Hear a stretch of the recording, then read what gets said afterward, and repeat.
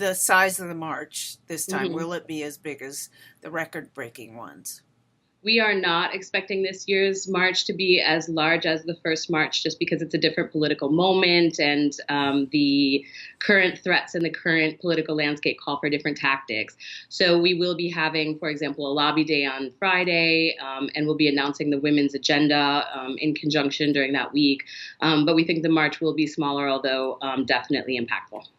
Um, why would it be smaller? Because I think the same women who turned out, Donald, obviously the president looking to set back women's rights is responsible for a lot of the reignition of the women's movement.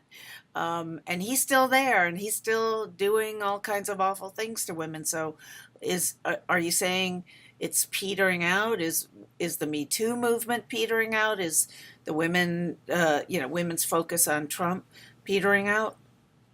I think the exact opposite. I mean, we have 230 sister marches all across the country.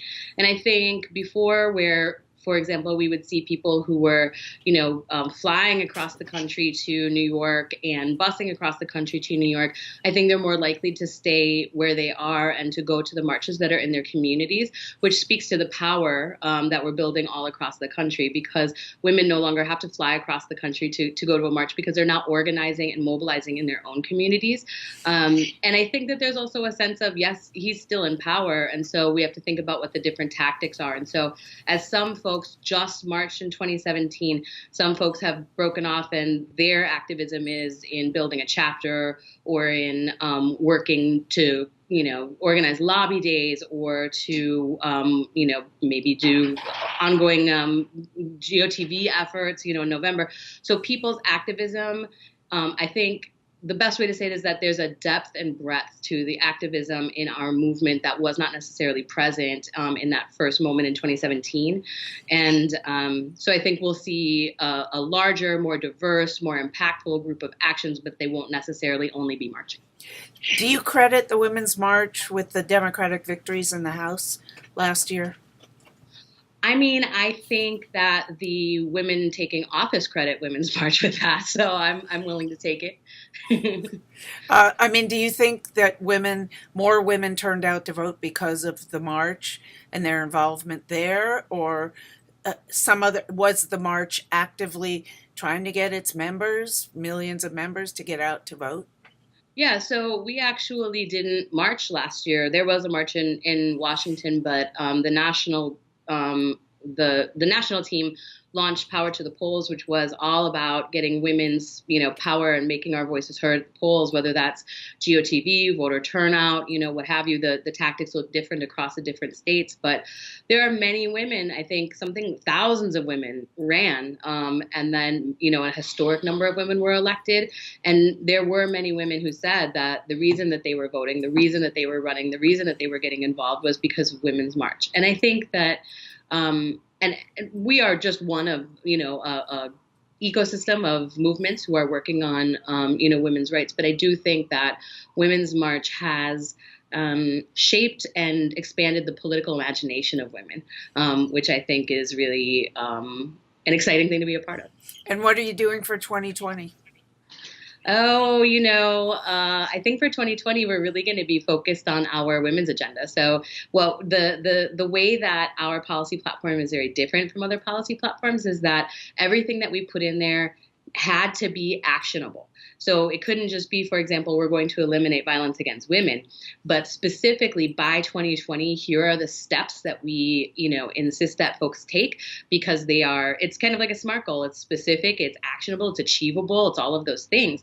And so looking ahead to 2020, we're going to be checking, our elected officials' work against the work plan that we're giving them in the agenda. And for those that have not performed, we're going to be, bringing about political consequences for them because the days of elected officials ignoring the voices of women are over. What are you doing, if anything, to try to make sure that a Democratic woman is nominated as president? Is there anything going? You can say nothing, or I'm just wondering if you are doing anything around that.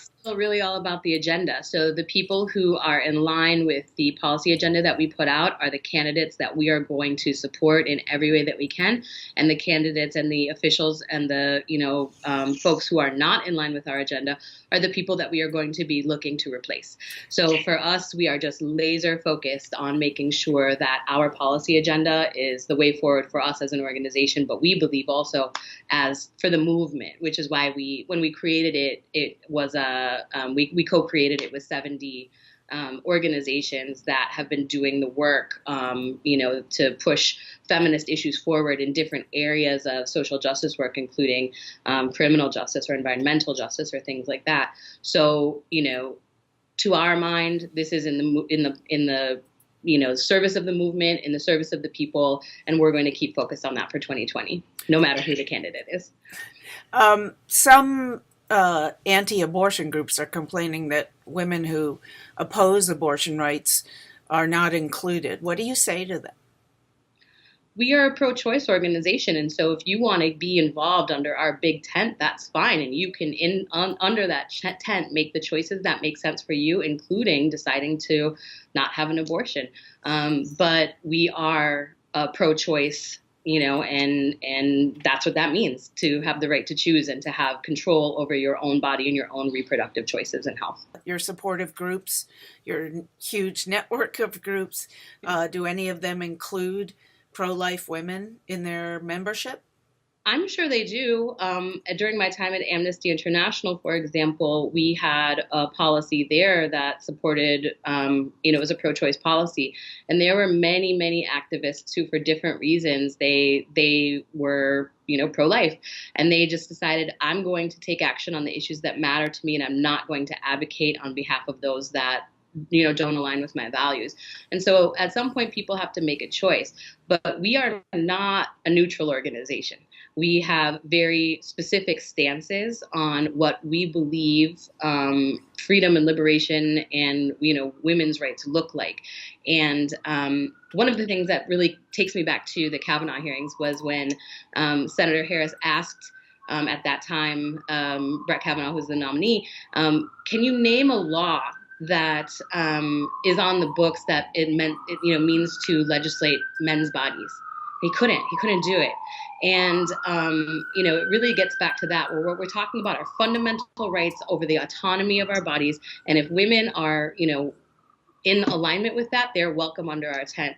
But we are not neutral on the topic, and we are not apologetic on the topic either. And lastly, there's also been scuttlebutt that around the Linda Sarsour, Tamika Mallory, and Carmen Perez for associating with Louis Farrakhan, who has made very anti-Semitic and anti-LGBTQ remarks in the past. Do you think it's been a mistake by the organization not to fire them and just get beyond the controversy?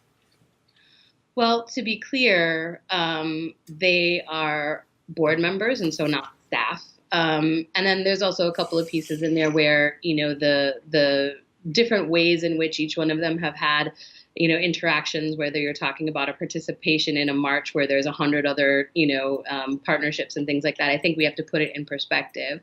But I think that I would answer you and say that I don't believe, and our organization does not believe, that women and women of color are disposable.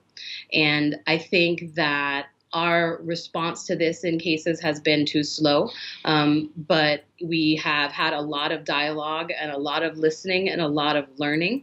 And I think if you come from a place where